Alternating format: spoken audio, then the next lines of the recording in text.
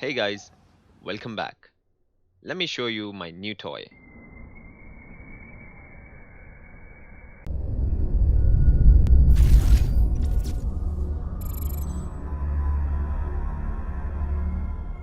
If gadget reviews, DIY projects, and life hacks are your thing, then consider subscribing to my booth and turn on the bell notification so you don't miss out on any of the action.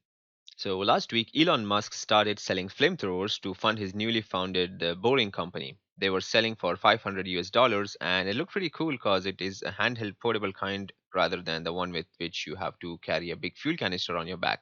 I decided to make my own for as low cost as possible while making sure it delivers an impressive ball of flame. Let's get started. These are the supplies I'll be using, and I'll describe them in detail as the project goes by. For the main gun, I'm using a silicone gun that can be found at any hardware store for a couple of bucks. And for the fuel, I'll be using a butane spray. This is the one you use to refill lighters. After buying both the items on guesswork, I was amazed to see that the butane spray fit in the silicone gun like it was custom made for it. I couldn't have asked for a better fit. Made the following steps very easy. Now the silicone gun works in two different modes. If you just pull the trigger, you can see the plunger moves forward with every push. But if you press this little lever behind the gun and then pull the trigger, the plunger moves forward, and when you release the trigger, it returns back to its position. This is the one we want. That means I'll have to come up with a way to hold this lever in the pressed position. Before that, we need to figure out something else. As you can see, the spray nozzle is facing front, which means it will release the spray straight ahead, which is perfect for us, but we need to come up with a mechanism that causes the nozzle to release the gas when I press it from behind with the plunger. Luckily, the nozzle is already designed in such a way that it has a ridge near the lower end where it becomes thicker than the top part. I can use this as a leverage point. What I did was I took a rigid metal lid from a glass jar, but as soon as I removed the lip around it, I found it was bending more than plastic.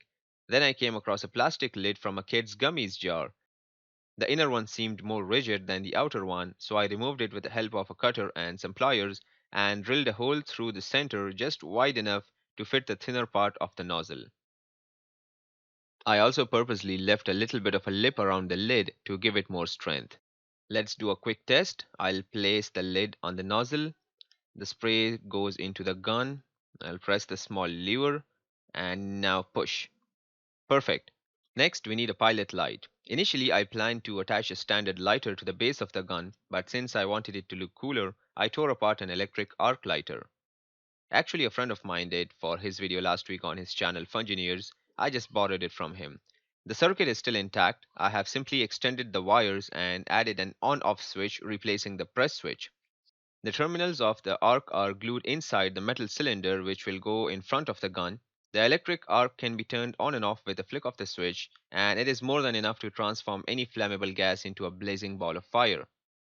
The final thing I need is to cover the top part of the gun. For that, I took a 2-inch pipe from plumbing supplies. I tried looking for a size which will fit the spray perfectly, but this was the best I could find.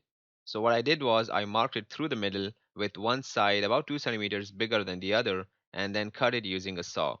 To make it accommodating for the spray, I fit the cut piece on top of an uncut piece and then heated it on a flame. You can do a better job with a heat gun, but holding it about a foot high on an open flame did the job. Once it cools down, it will retain its new shape and size. Now I can place it on top of the gun and you can see the spray moves inside pretty smooth. Alright, before assembling, it needs a paint job, and I decided to go with Mr. Musk's color scheme of black and white. For some added branding, I sprayed over a stencil I made and cut out earlier with an additional touch of red. While my brand logo is drying on the top cover, the rest of the gun is already dried, so let's start assembling. First, for the short lever, I tried heating it up with a torch and then bending it with a set of pliers, but it was too thick. So I cut a small piece of metal from an old door lock bracket and bent it at 90 degrees. Then I glued it to the lever with some 2-part epoxy and let it set. I don't have a clamp, so I had to come up with a makeshift one. After it dried, I twisted a rubber band around it like a million times for good measure. Finally, I took 2 rubber bands, twisted them threefold,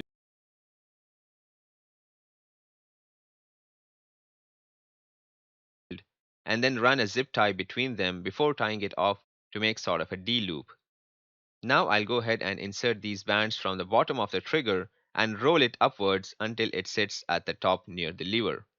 This way I can simply press the lever, pull the zip tie loop, and place it on the bands to hold it in place when needed.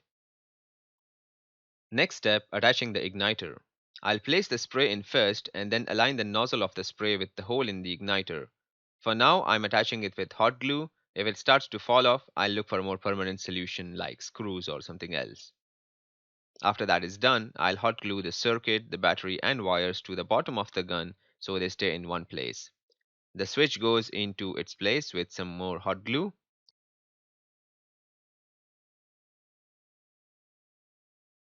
Finally, I'll cover everything with black duct tape to make them look tidy. However, I made sure to leave the charging port of the lighter accessible so I can recharge it when needed.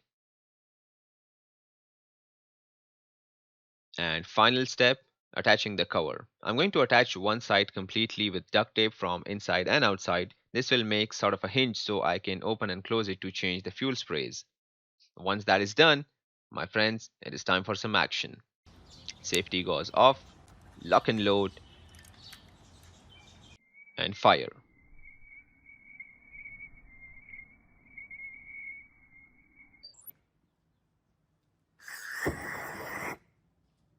I am simply amazed by how such a simple setup can be so effective.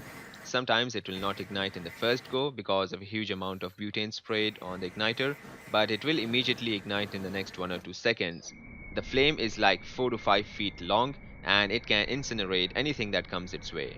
It is definitely a lot of fun playing with, but it can also come in practical use sometimes. I don't have any wasp nests to destroy in my vicinity, but I can always use it to light a bonfire in style if I'm not in the mood to go the traditional way. And the best part, this whole thing, all materials, including the duct tape and 2 spray paint cans, cost me just $14. By the way, make sure you check your local laws and regulations before making such a thing. Playing with fire is extremely dangerous, and one small mistake can cause disasters of massive proportions. And make sure you use proper safety equipment and always have a fire extinguisher handy in case things go a little out of control. Alright guys, I had a lot of fun building this project and I hope you like it. If this is still too much work for you, you can check out an even simpler version I did last year from just a simple lighter.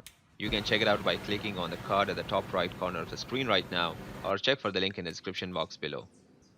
I hope you enjoyed this video. If you did, please hit that like button below and share it with your friends as well. And while you're there, don't forget to subscribe. You can also follow me on Facebook and other social media. All of the links are in the description box below. Click on the thumbnails to watch my other videos or check out my YouTube channel for more. And as always, thanks for watching.